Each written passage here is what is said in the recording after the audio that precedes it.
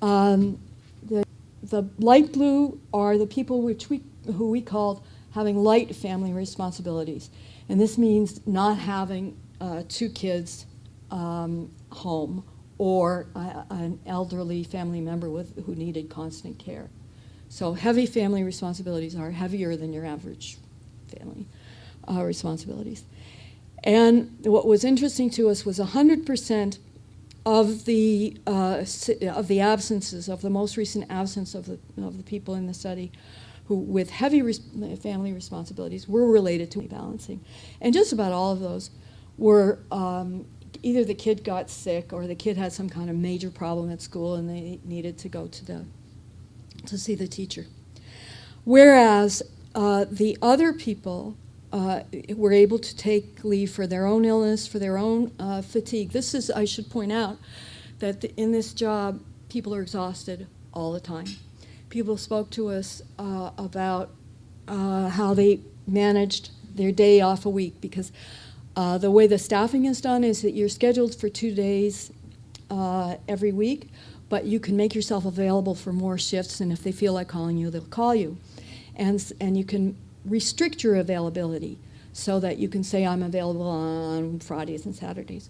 And the thinking that went into when you were going to make yourself available had to do a lot with managing your own fatigue, because fatigue was just a major issue. So that, for example, some people managed their extra day off so that it would be that their days off would be clumped together, because then they could really get a rest.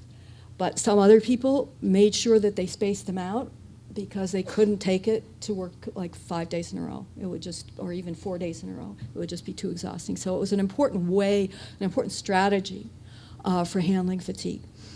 And so what I want to point out about the work family is that these strategies of handling your own fatigue were not available to those people with heavy family responsibilities. And therefore, work family, which is thought of as a personal problem, it really becomes very much of a workplace problem, of a workplace-induced problem, and a problem that there might be solutions for in the workplace, and we are working to get these together. But what I want to point out for the purposes of our talk about teamwork is that, I just said all this, is a quotation from one of the people who said, "It's rare that I ask for leave for a child being sick." And what she meant was, it's rare that I say I want to not work today because my kid is sick. Because I've noticed that when you ask for leave, often it's refused. You want to be honest, you want to tell them in advance because you don't want them to be stuck, but in my experience, I've noticed that honesty doesn't always. And what this meant was that this, and I've explained it a little badly, I'm going to try again. What she was talking about was that sometimes she knew in advance that she was going to have to be absent for family needs. But she would not call in advance, because if she called on Tuesday and said, I'm going to have to be absent on Thursday because my kid needs to go to the doctor, they would tell her, find somebody else. So, and she knew that she wanted to be with her kid when the kid went to the doctor. She didn't want somebody else to be with their kid when the kid went to the doctor. So rather than calling in advance, she would call at the last minute. And then her team would be out of luck because they would have to replace her at the last minute, and guess what? They wouldn't replace her. And so the whole question of your relationships with the people on your team are affected by these questions of work-family balance, which can get people to be very, very resentful. So when we talked to the people who are managing the schedules, then we said, well, what's your principle of doing it? And they talked to us for a long time on the tension between, you're at this interface between the organization and the individual, where you're constantly worried about, is this person really just trying to get a day off, or are they sincere, and how far should I let them go, and how much can I keep control?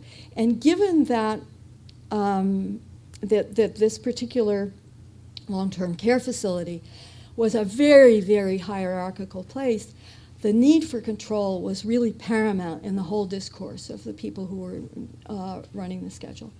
And therefore, their whole persona was about, don't tell me about your personal problems, I'm going to work the schedule.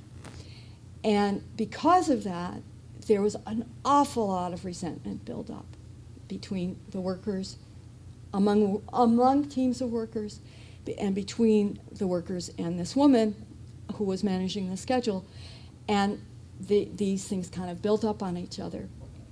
So again, the moral of all this is that if you want teams to work well, you really have to have a global view of everything that's going on in the team, including work-family balancing, which means that, we're not 100% wrong in taking a gender-based approach to these things.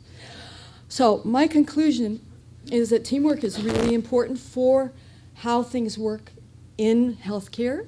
It should be taken into account in all aspects of planning the work organization.